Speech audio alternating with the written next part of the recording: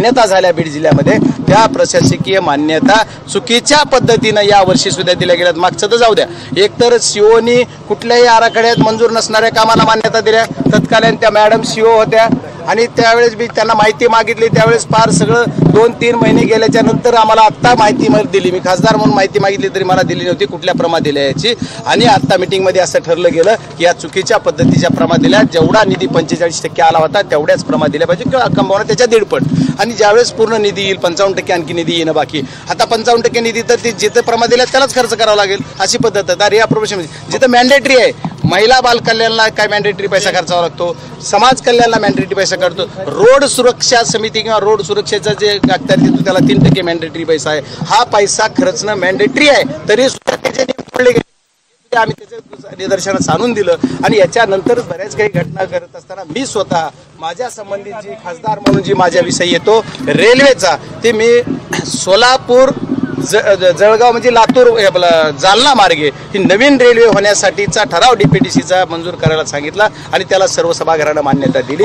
त्याच्यानंतरचा पुढचा विषय आणखी एक माझा होता एअरपोर्टचा। मी ज्यावेळेस एअरपोर्टची मागणी सभागृहात केली त्या दिवशी सगळे मला हसले, पण मी या 4 वर्षात बीडला एअरपोर्ट करणारच। आणि आदरणीय अजितदादांनी सुद्धा सांगितलेलं की मी त्याला तुम्हाला पैसे देतो, तुम्ही इथून प्रस्ताव ती सगळं तयार करा। आणि मुरली अण्णा मोहोळे सुद्धा माझे मित्र आहेत, भाजप पक्ष वगैरे तो विषय नाही, एकदा पदावर बसला तर तो सर्व जनतेचा पदाधिकारी असतो। जो अधिकारी मी सुद्धा खासदार ते सर्व जनतेचा आहे, त्याच्यामुळे ते सुद्धा ते कामाला करतो म्हणून पॉझिटिव्हली सांगितलं। तेच अधिकारी बीड जिल्ह्यामध्ये येतात, हा विषय नाही, हा विषय सुद्धा मी मीटिंगला मांडलेला। आता प्रोसिडिंग लिहिणारा काय लिहितो माहित नाही, कारण प्रोसिडिंग लिहिणाऱ्याला मी सांगितलं की अशा अधिकाऱ्यांना चार्ज दिलेला आहे की जे त्याच्यावर कॅपेबल नाहीत, जी कॅपेबल असणारे अधिकारी बाजूला ठेवले आणि अधिकाऱ्याला चार्ज दिला ते लवकर बदला। शिवना सांगितलं, परत तेच अधिकारी रिपीट येतात। एखाद्या पोलीस स्टेशनला नाही म्हणलं, पोलीस स्टेशनला सुद्धा जिथं PI ची पोस्ट आहे तिथं PSI ला चार्ज आहे। अशा बऱ्याच गोष्टी सांगितल्या, त्याच्यानंतर ती बदलायला सांगितलेलं आहे। पालकमंत्र्यांनी दिलेल्या आदेशाच्या नंतर आता ते राज्याचे उपमुख्यमंत्री आहेत, मला वाटतं अधिकारी ऐकतील। सांगितलं होतं की गैरव्यवहाराची सीडी आम्ही अजित पवारांना देणार आहेत, गैरव्यवहाराची सीडी वगैरे किंवा पेनड्राईव्ह देण्यात आलाय का काही? त्या डीपीडीसीच्या मीटिंग मध्ये तसा विषय झाला नाही, पण इथं जर कुणी डीपीडीसीच्या मीटिंग मध्ये कुणाला एकाला कॉर्नर करून कुणी बोललं तर आम्ही गप्प बसणार नाही।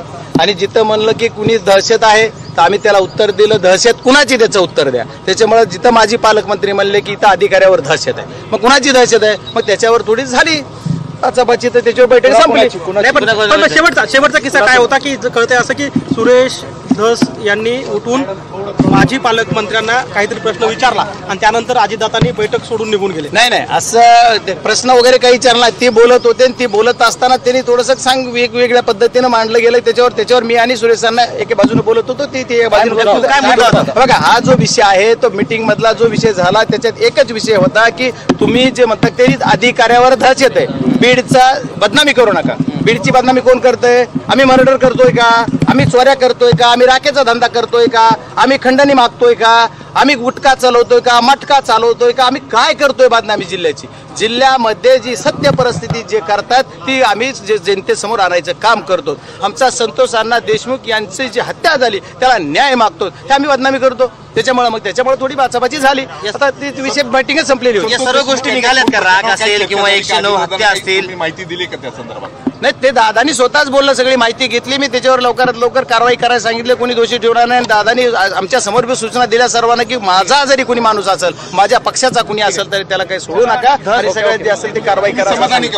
नाही, माझं एकच मी पालकमंत्री महोदयावर त्यांनी जे सांगितलं ते सांगितलं, त्याच्यावर ते आहेत, पण तरी पण मला एकच बोला बोला